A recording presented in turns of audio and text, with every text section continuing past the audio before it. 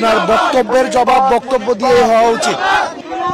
এটা আমরা চাই যে এটা সুষ্ঠু তদন্ত হোক, যে আমাদের শান্তিপূর্ণ পদযাত্রা, শান্তিপূর্ণ সমাবেশ, এখানে আমরা এক্সপেক্ট করি না কোনো হামলা বা স্টেজে যেরকম ভাঙচুর হয়েছে ওটা আমরা প্রত্যাশা করি না। তো এটা সুষ্ঠু তদন্ত দাবি করছি।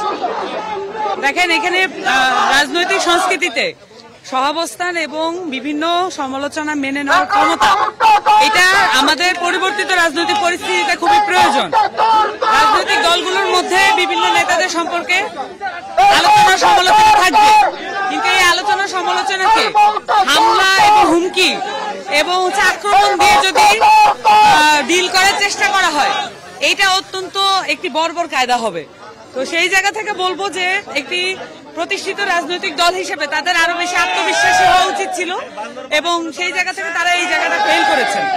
যারা রাজনৈতিকভাবে সমালোচনা নিতে পারে না, এই হামলা বা অতীতে যেগুলো থেকে আমরা 24-এর মধ্যে যে উত্তরণ ঘটেছিল, যারা আবার এগুলো ফিরিয়ে আনতে চায়, তারা এই হামলার দ্বারা এক্ষেত্রে বিএনপি বা অন্য কোন রাজনৈতিক দলকে দায়ী করবেন?